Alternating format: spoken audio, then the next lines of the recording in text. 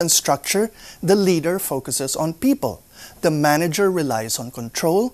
The leader inspires trust.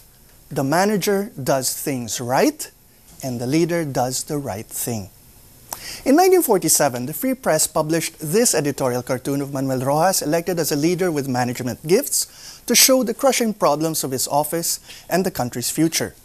In 1955, the Free Press would publish this cartoon of Magsaysay, elected not because he was a manager, even though he successfully served in the Department of Defense, but because his leadership was demonstrated in his breaking ties with Quirino, rather than continue under a president who was ineffective in the public's mind. But for all his leadership skills, Magsaysay also faced crushing problems of administration. So as we prepare to say goodbye to the old and elect the new, one thing is sure: the problems will be gigantic. If the past is any guide, we, the people, know we should look for leaders who can also be managers, but also that the bigger problem, the more necessary it becomes to find an inspirational leader.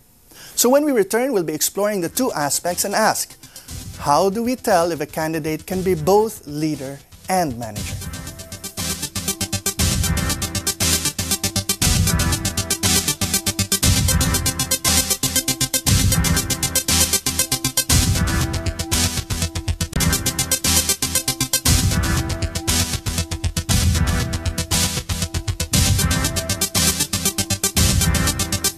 Welcome back to The Explainer. Now joining me is Rene Azurin, columnist for Business World and a professor of strategic management at the University of the Philippines.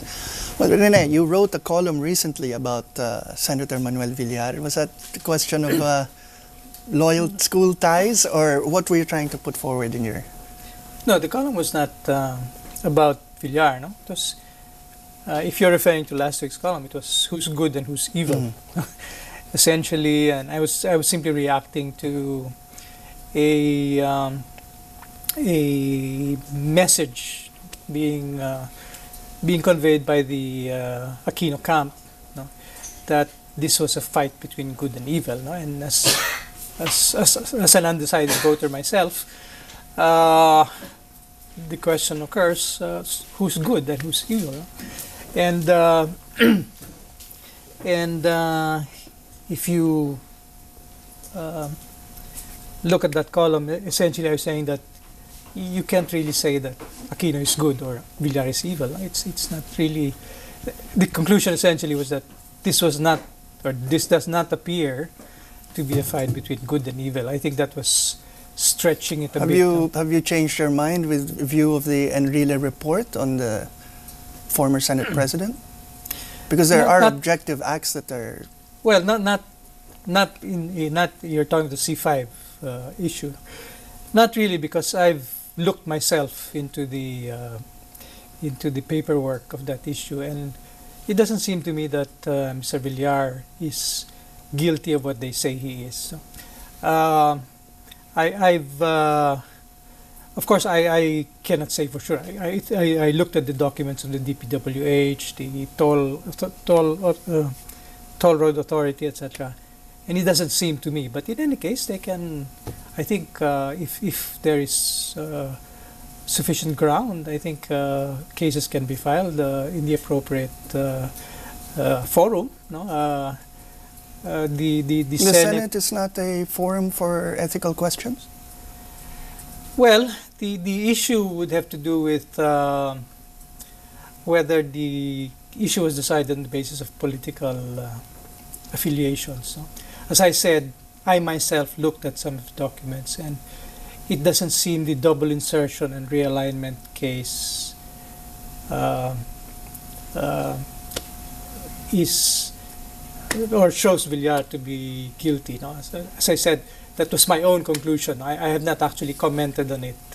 Well, this serves it, because the whole point of this preface to our discussion tonight is that Villar has, for example, if you're talking about the two leading contenders, one seems to emphasize the charisma side of leadership, while one focuses on the managerial side of how they perceive the presidency. Yes. And there are many undecided voters out there who will tend one way or another depending on which aspect to them is more important. Yes. Now, someone who teaches strategic management, is there a way to reconcile the two, or what is the proper relationship in terms of the presidency of being a leader and being a manager? Well, based on your introduction earlier, no,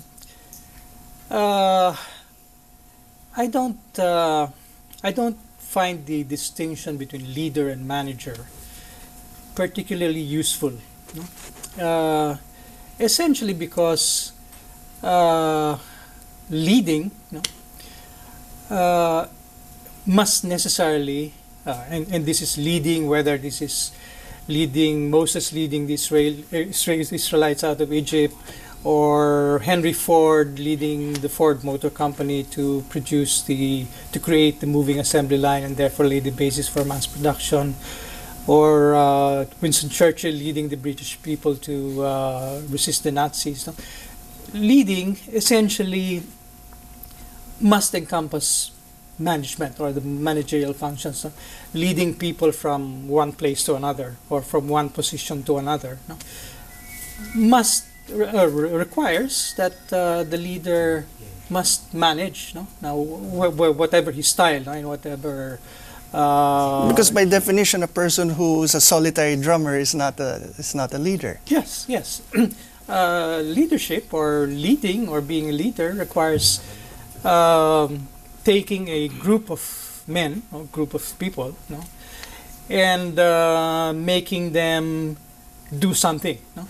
In other words, you and these are the elements of an organization. Essentially, you need a system of communications, you need the definition of purpose, and you need a willingness to serve. No?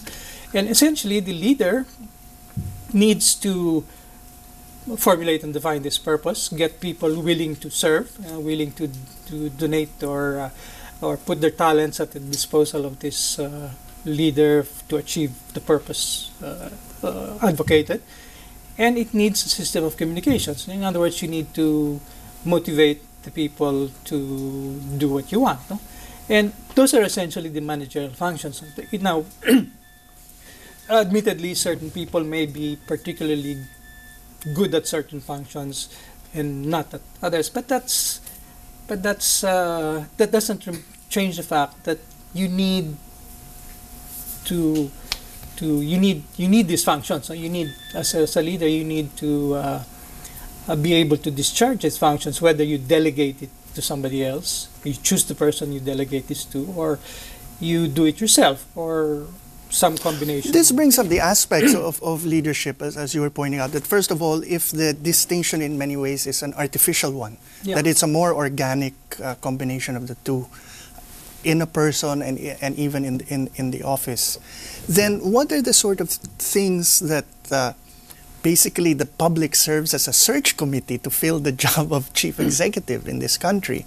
What are the aspects, or how should voters be approaching trying to determine who has the capacity to do these things? Well, as I think essentially what voters need to decide, no, or need to make their minds up on, is whether the candidate, whoever he is, has the ability to achieve what he says he will achieve. No?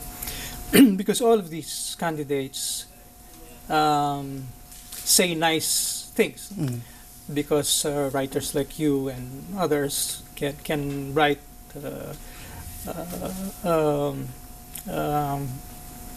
nice sounding statements about goals and about the things that they will do. No? That's not the crucial issue. I think the crucial issue for the voters, no, is whether they think that this or that candidate will be able to fulfill his promises or achieve the goals that he says he will achieve. No?